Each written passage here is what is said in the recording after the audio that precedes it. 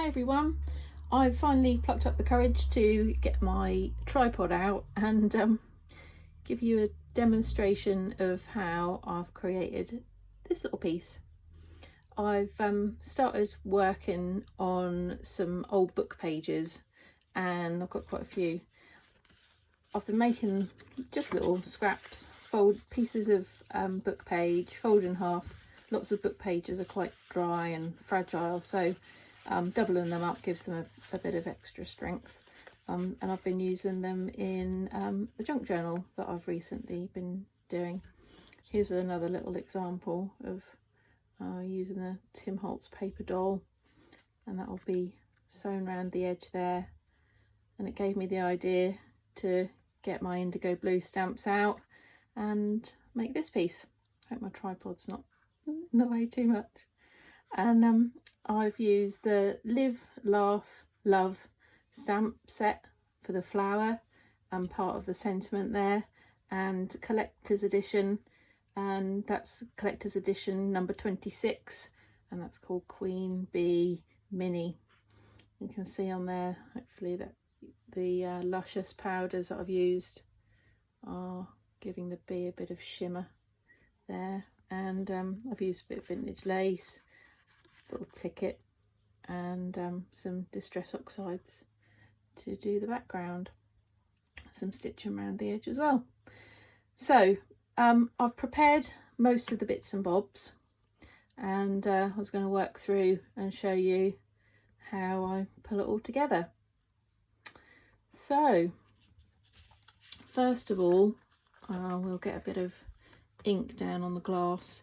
I've just got an old chopping board I bought years and years and years ago, and find it really useful for swooshing my distress inks and bits and bobs on. There's no markings on there for measuring out or anything, but I don't tend to measure as a rule. Just rough working. So first thing is to get a bit of colour down. So I just go straight down onto my glass in a bit of a swooshing action. Spray bottle is always handy, and give that a bit of a spritz. And then we're going to take our piece of card paper, whichever you want to do. If you don't have vintage book pages, you could just use a piece of perhaps watercolour cardstock, mixed media cardstock. Just experiment, play around, see how it goes. Dip that into the ink on the mat, lift up, see what sort of effect you've got. Go in again if you want to, and just soak up as much of that ink as you'd like to for your background. Put that to one side to dry.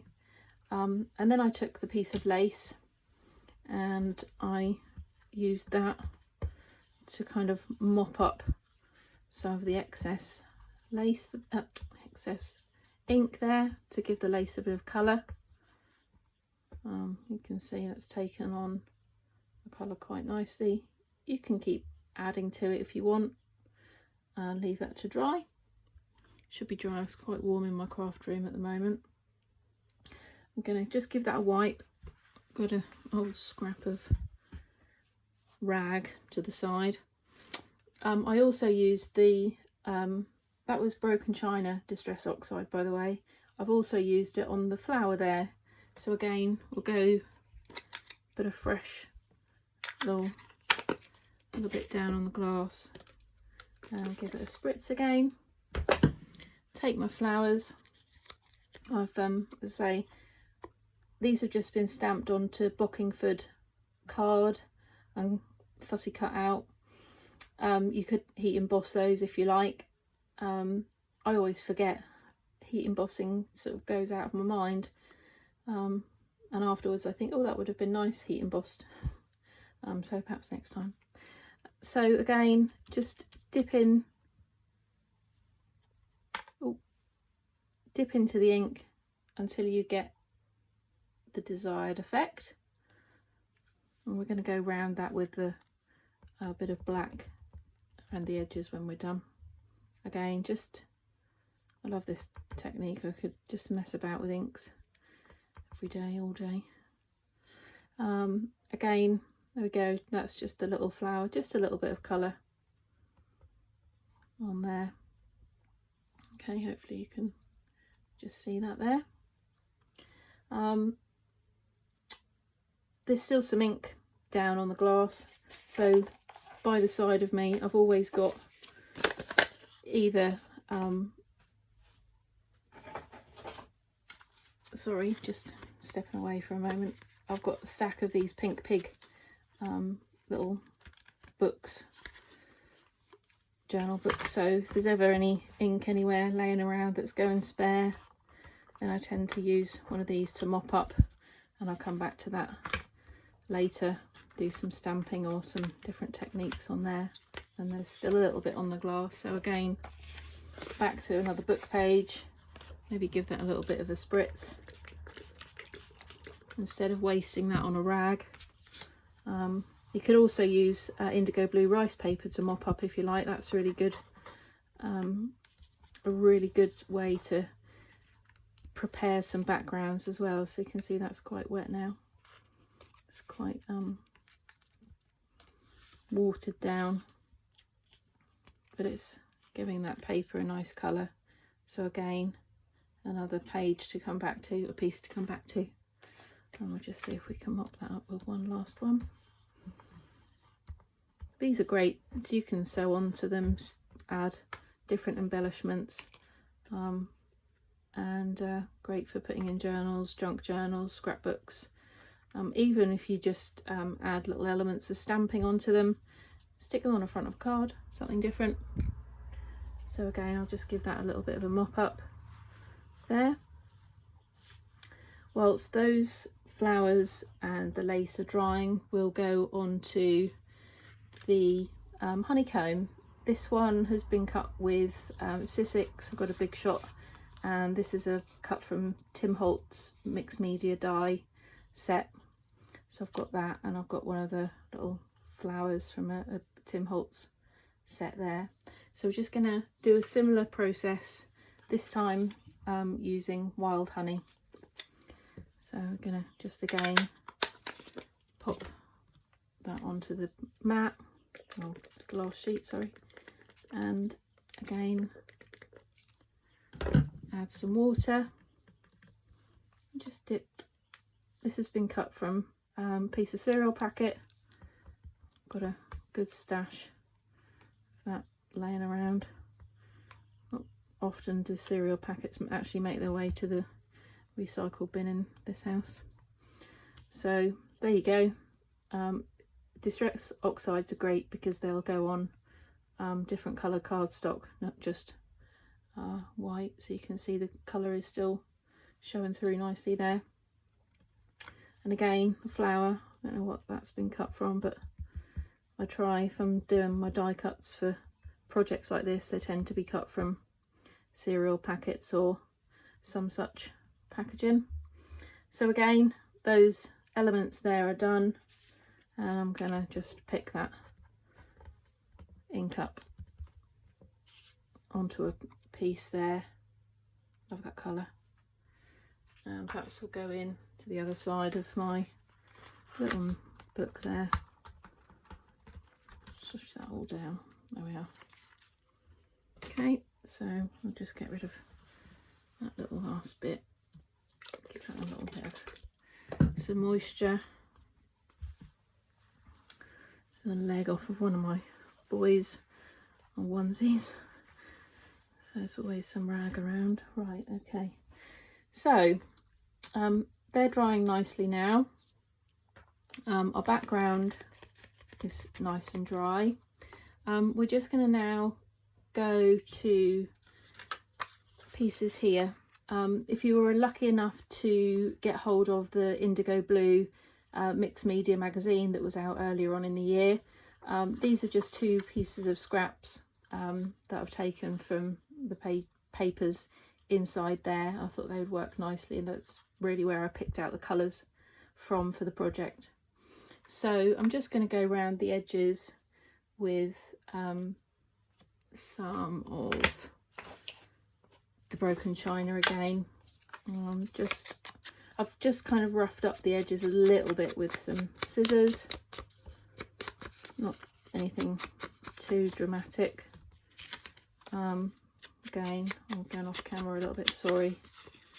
So just going around the edges, give them a little bit of colour. Oh, and also a little ticket there. I've got the Tim Holtz tickets, which are, I've got the stamp set and the die set, so the dies coordinate with the stamps. Again, look, this is a piece of, I don't know, ragu or pasta box, I don't know where that came from. But again, just going over that, you can see that's a bit of a grey colour cardboard, but the colour still pops out, still shows nicely. Okay, so the elements are now coming together. What was next? Just with the pieces of scrap and the flowers, just really quickly, don't have to, but just finishing a little bit with some black distress ink this time, not oxide. I've just used the black soot distress ink, just to, again, just give a little bit of extra depth in the colour. And I went round the edges of the flowers as well, just to finish those off. You can leave them as they were. It really is a, you know, it's a personal choice how you like to have your edges showing. And I've tried to sort of manipulate them around a little bit when I was cutting them out to give them a little bit of shape. Okay, so they're going to stack on each other. So next thing is to start sort of building. Well, I've got the ink, distress ink. Just go around the edge of the main background piece as well, just to give that, just to edge it off really. And it's up to you whether you want to sew around the edge, or you could with a you could just draw an edging round, or just leave it blank. So we'll start to build up the layers now. I've got the bee still to do, so we're going to colour that in with some luscious powders in just a moment. I'll talk to you a little bit about those. So I've just got some tacky glue. I'm going to stick these bits and pieces. I'm just going to go back to the original to see if we can get close to that as we can. So I think I stuck this piece down. My projects like this just come from getting a load of scraps out, having stacks and stacks of pieces of paper around the place, pulling them together and just seeing where I end up. There's not often a real goal in mind of where I want to get to. Sometimes there is, if it's a specific project, but these little bits and pieces are just, let's get the stash out, have a play, see where I end up. If I don't like it, well, I lost a few pieces of paper and a bit of glue, but I've had a nice time in the process, so that's all that matters to me. So we're sort of coming together. Hopefully you can see what I'm doing here. It's just gluing now, putting the elements, sticking them together. Hopefully that glue will be okay. So we're going to just stick that bit there, put that down like that. And where did we go next? We went with a lace next. Lace is a little bit tricky to get stuck, but once you get the other elements sort of stuck on the top, the glue will go through. If you haven't got this kind of glue, I've got some super thick Slap It On there from IndigoBlu as well that I'll be using in a few moments when we get gluing the flowers down. So that's a good all-round glue, as well as a medium you can mix lots of things with too. So I'm off on a tangent there. Okay, so ticket now going on next. You can see, hopefully we're just building the layers. Right, flower. So 2 elements of flowers. 2 layers of flowers. You could add, the set that this comes from has some leaves, has a little lovely little sparrow in there as well. So there's lots of different elements that could work nicely. Just pop that one on there. So whilst that's drying nicely there, I'll just pop that to one side. And oh, I'll tell you what we've forgotten. I've forgotten to put the flower on. This flower or grass. I'll just put a little bit of pop of glue in there. Pop you. Oh, just move you there a second. There we go. Pop that over the top. Hopefully that will stick. Okay. So pop you to one side. Now, luscious powders. I've been lucky enough to be on the design team for IndigoBlu now for just about a year, just over a year I think, and during that time I've been able to use and play with luscious powders, and they are amazing. I use them a lot as a paint. I've got a palette here, so I've popped all my colours that I have. You just add water to them and then reconstitute them as a paint when you need to. So the ones that we're going to be using today are Fizzy Pop, Gold Cast and Lemon Sherbet. They tend to be my 3 go-to colours when I'm doing bees.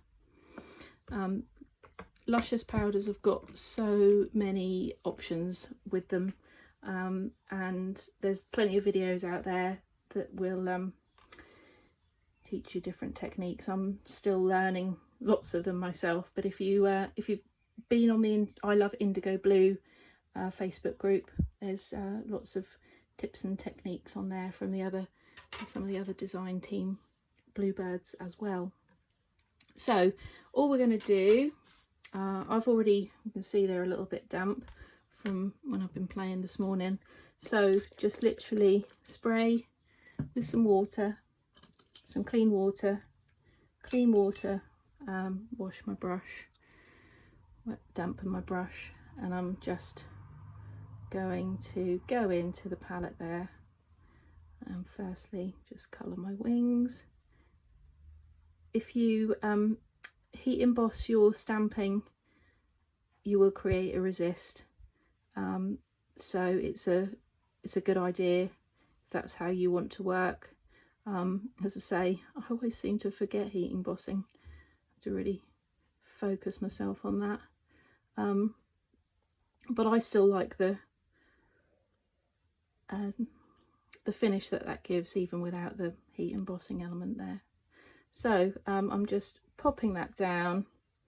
It's not quite wet enough, so you can just add a little bit of water onto the project, and that will just spread nicely.